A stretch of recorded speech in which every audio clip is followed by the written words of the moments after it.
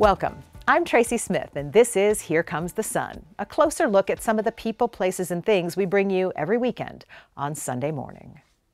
Actor Rebel Wilson is perhaps best known for playing blunt, comedic characters, like a role in the Pitch Perfect franchise. So it might come as a surprise that Wilson admits in her new memoir she was a timid child, something she discussed with Lee Cowan. One part of the book that really struck me is you said when you were in elementary school, did you really eat your lunch in the bathroom sometimes? Yeah, because I was just so shy that the thought of going out and talking to people that I didn't know was really terrifying. So I'd not often just sit in the toilet and with my little plastic lunchbox and just eat my little cheese sandwich. Oh, that's so sad, though. Yeah, I know. Her mom was so worried she decided to enroll her in drama class, a surefire cure. Later in the show, Rebel Wilson on how Hollywood hopefuls are like elite athletes. What do you think made you stand out? I think like making it in Hollywood is supremely hard. And I do think you need focus, like almost like an Olympic athlete focuses for the Olympics. I mean, you walk around here, there's a million people that want that same dream. And I think because I'd come from Australia, I'd had a normal life as well. Like I wasn't a child actress, or I had a pretty normal upbringing. Then from the Hollywood Hills to Montgomery, Alabama's Freedom Monument. This 17-acre sculpture park reveals the painful history of slavery in America, as works by world-renowned artists celebrate the dignity, humanity, and resilience of enslaved people. There were 10 million people who were enslaved in this country, and much of what I hope we can do is honor those who struggled and suffered, and those who endured and persevered. That begins by taking park visitors across the Alabama River, a route taken by tens of thousands of enslaved Africans. That's all coming up right here on Here Comes the Sun. Australian star Rebel Wilson gets very personal in her memoir, Rebel Rising. Nothing is off limits, from losing her virginity to earning a law degree, in both the book and in her conversation with Lee Cowan. Stretching out below the hallowed Hollywood sign lies a little bit of L.A. greenery. Griffith Park. It's a surprisingly peaceful place, given the cacophony around it. Although, for actor Rebel Wilson, when she first moved here from Australia back in 2010, the idea of hiking these trails seemed a bit weird. Being quite big, I was like, who would find it enjoyable to walk up a hill? She's always owned her weight. Given the pitch-perfect character that made Wilson famous, how could she not? What's your name? Fat Amy. You call yourself Fat Amy? Yeah, so twig bitches like you don't do it behind my back.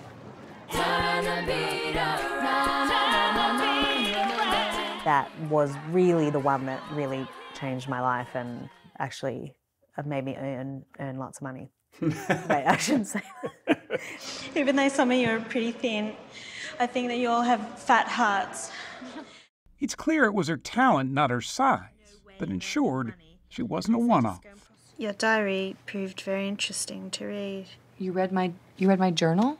At first, I did not know that it was your diary. I thought it was a very sad, handwritten book.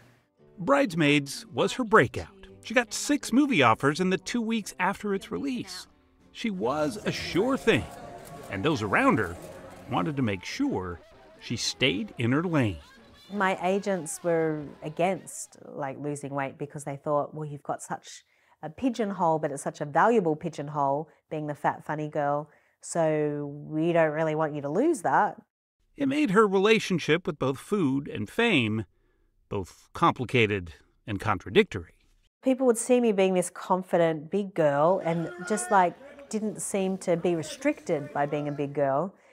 But then what they wouldn't see is, after a movie premiere, coming home and just eating a couple brownies and a couple cupcakes and a thin plate of ice cream, and then feeling terrible about myself for doing that. That's one of many sobering secrets that Wilson is about to reveal in her memoir, Rebel Rising. If you're going to write a memoir, you may as well just share everything. The book starts where she did, as a young Melanie Elizabeth Bounds. who had trouble finding friends. One part of the book that really struck me is you said when you were in elementary school, did you really eat your lunch in the bathroom sometimes? Yeah, because I was just so shy that the thought of going out and talking to people that I didn't know was really terrifying. So I'd not often just sit in the toilet and with my little plastic lunchbox and just eat my little cheese sandwich. It's so sad, though. Yeah, I know. Her mom was so worried she decided to enroll her in drama class, a surefire cure. Or so she thought. I was like, no, that's not me. Like, I'm holding onto the car door by my fingertips and she's pulling me, rips me off, like pushes me like a snow plow into the thing. I'm like, no, I'm not going. And then pushes me in the door, shuts the door and says, I'll be back at 5 and leaves. Like her stories, her writing is frank and funny, including about the most intimate things. You hadn't, I guess the nice way to phrase it is gone all the way sexually until you were... Okay, that's a good PG way of saying 35, it. Yeah. I hadn't had sex until I was 35.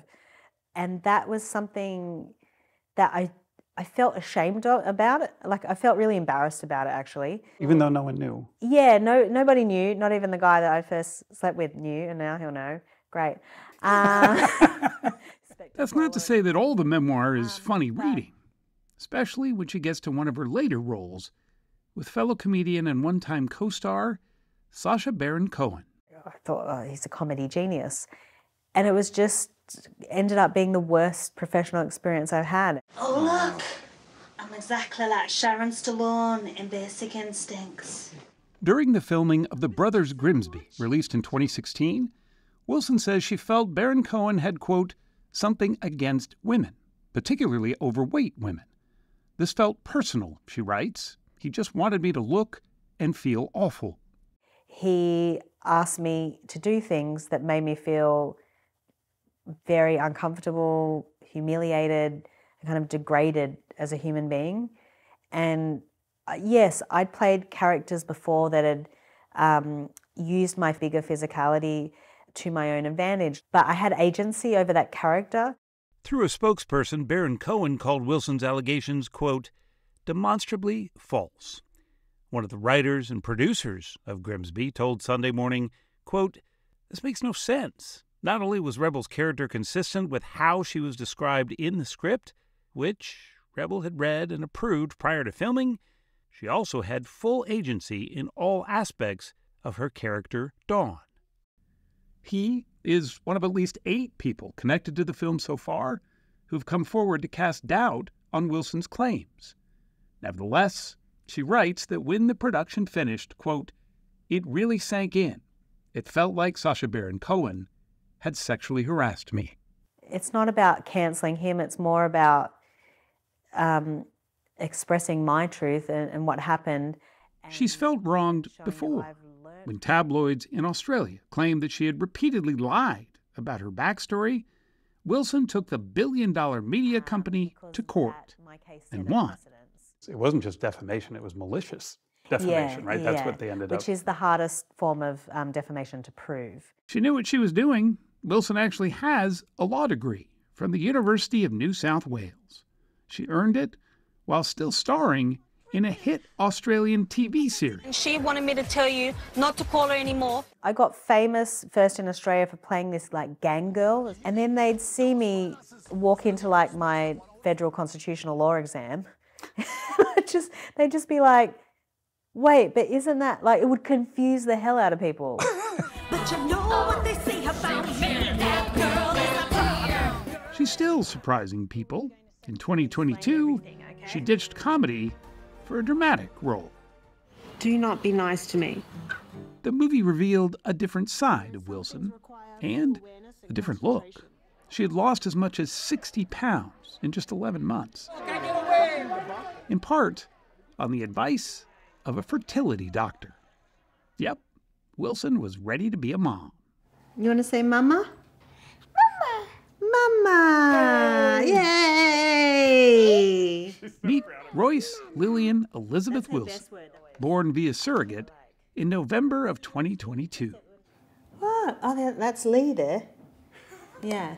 Hi. You're not used to seeing men in the house. In part, that's because Wilson also found the love of her life, girlfriend Ramona Agruma.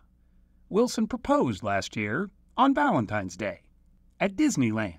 All this time, I thought I was looking for a Disney prince, and then I found out maybe it was a Disney princess. It's called Koala's Big Day Out. Rebel Wilson has always chased her dreams. What's presently clear from her memoir is that, so far anyway, she's managed to catch almost all of them. I got you. I got you. You can't escape me. Up next, an exclusive excerpt from Lee Cowan's chat with Rebel Wilson, something you can only see right here on Here Comes the Sun. Stay with us. So when I got out of hospital, I came out and I said, oh, I'm going to be an actress now. I've seen it. I had this vision. As promised, here's more from Lee Cowan's interview with Rebel Wilson. In the book, you talk about getting malaria, and somehow in the process of recovering from malaria, you kind of had this, I don't know whether it was a fever dream, I don't know what it was, but what was it? I like to call it a hallucination. Hallucination, okay. So malaria, I had a really bad strain that I'd caught in rural Mozambique, and it was really bad. Like, it's unlike any other sickness I'd ever had. And I was in hospital, and the drugs that they gave me were so strong I lost my hearing for the 2 weeks, or the medication. Yeah. So I'm just there. I'm in an Afrikaans hospital, which I did speak a little bit of Afrikaans by that point, but not much. And then, but whatever, I couldn't hear anything. I couldn't really watch the TVs. And then I was just hallucinating, and I hallucinated that I was an actress and that I won an Academy Award. And then I got up there, and then on the stage, I held the microphone and I gave an acceptance rap instead of a speech, because I kind of loved rap music. And then like everyone was just applauding, and then it was so real. It was like I could see all the people, even though I'd never been to the Oscars. I'd probably seen it on TV a couple of times. And so when I got out of hospital, I came out and I said, oh, I'm going to be an actress now. I've seen it. I had this vision, and I think I could be quite good. And everyone's like, no, we think maybe the malaria demented your brain and you've gone a bit crazy. And I went, no, like I saw it like in 3D, full color, everything. Like I saw that vision. So is this true that, like, of course it's true, you wrote it in the book, I don't mean that, but your Bridesmaids was you'd only done 13 auditions? And that, it was about 30 auditions. 30 auditions. I had one suitcase and one thing called a doona, which is like a duvet. We just call it a doona in Australia. And then a quarter of my suitcase was filled with chocolate, because I'm like addicted. So I just had one suitcase. I was staying at someone's couch over in Los Feliz for $100 a week. And luckily I had done my own comedy show that I'd written and produced in Australia. And so an agency had asked to interview me. So luckily on my second day, they accepted me into the agency, and they sent me all around town, and then I went on auditions. What do you think made you stand out? I think like making it in Hollywood is supremely hard. And I do think you need focus, like almost like an Olympic athlete focuses for the Olympics. I mean, you walk around here, there's a million people that want that same dream. And I think because I'd come from Australia, I'd had a normal life as well. Like I wasn't a child actress, or you know, I had a pretty normal upbringing. I'd had crazy things happen to me in Africa. I'd done all sorts of experiences that made me an interesting person. And then also I'd done all this work in Australia by that point, like 13 TV shows. So I was like the most recognizable name in female, you know, in younger females in comedy.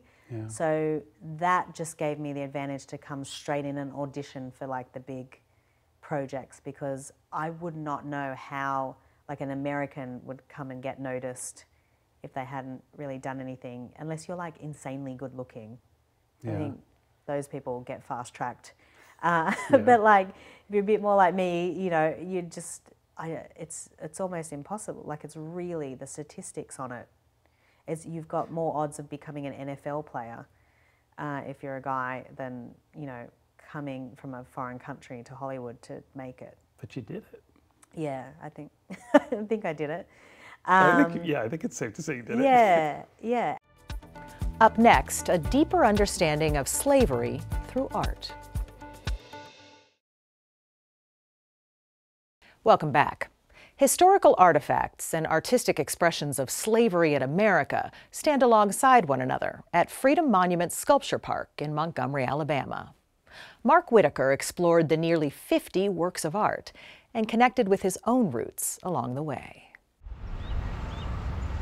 So you step off this boat, and we go now through 400 years of history. That's right. In Montgomery, Alabama, wedged between a maze of train tracks and the river, a long-neglected plot of land has been transformed. Our artists have the ability to depict the humanity and the dignity of people, even in the midst of something brutal and violent. It's now home to the Freedom Monument Sculpture Park, the vision of lawyer and social activist Bryan Stevenson. The 17-acre park, set to open this month, is filled with nearly 50 sculptures by world-famous artists like Kehinde Wiley, Simone Lee, and Kwame Akoto-Banfa. In this region, cotton plantations were everywhere. And here you see all the generations. Yes, exactly. Collectively evoking the history of slavery in America. It's a tough subject, it's a challenging subject, and we wanted to use art to help people manage the weight of this history and engage in a more complete way with the lives of enslaved people. It's the latest project for Stevenson, founder and director of the Equal Justice Initiative, or the EJI, also based in Montgomery. For more than 30 years, Stevenson and his team have provided legal services to people on death row, to date overturning more than 140 convictions and sentences. 10 lashes, 39 lashes. He says understanding the racial injustices of the present begins by reckoning with the tortured legacy of the past. As they say, the truth can set us free. And I genuinely believe that there is something that feels more like freedom, more like equality, more like justice waiting for us in America. But I don't think we'll get there if we don't find the courage to talk honestly about our past. Over the years, the EJI has expanded its mission to building cultural sites in Montgomery, like the Legacy Museum and the National Memorial for Peace and Justice, focusing on America's history of lynching. There were 10 million people who were enslaved in this country, and much of what I hope we can do is honor those who struggled and suffered, and those who endured and persevered. That begins by taking park visitors across the Alabama River, a route taken by tens of thousands of enslaved Africans. You'd see these boats with enslaved people chained in the bottom, docking just up here, just a half mile from here. And then there would be what enslaved people referred to as the weeping time, the time where they had to fear being separated from children, separated from spouses. The park mixes artifacts of slavery, like these 170-year-old plantation dwellings. We've documented dwellings where people were living in the same dwellings that their foreparents lived in during enslavement until the 1990s. And this whipping post. You begin to see why it is so ominous. Enslaved people would be chained on those hooks on the side and would be standing and then be beaten and lashed. With powerful works of artistic imagination, such as Strike by artist Hank Willis Thomas. I love this piece. It's so important. I could have never imagined that there would be a place this meaningful for this work to exist. Obviously, violence, resistance. What else were you trying to evoke? I'm also thinking about peace and resolution. In this case, the gesture of just stopping the brutality begins the opportunity for us to find peace. That theme of resilience continues down the pathway to the park's centerpiece, a 43-foot tall monument filled with names, designed by Stevenson himself. The names come from the 1870 census. That was the first time that formerly enslaved people could claim a name that would be recognized by the government, that would be recorded for history. People mostly think that they got all those names from their enslavers, but that's not necessarily true. No, only about 40% adopted names that were associated with an enslaver to kind of maintain these kinship lines that had been created on plantations, brothers, sisters, cousins. They wanted to stay connected, and they needed a name to bring that together. In total, there are 122,000 surnames, including my own. I see it. I see it. Yes, there it that's is. it. There That it is is. it. Whitaker. Yes. Wow. Wow. Oh my God. Well, that was speaking to you. Most people don't find it that quickly and that easily. Wow. It's moving, man. Yeah, it is. It really is.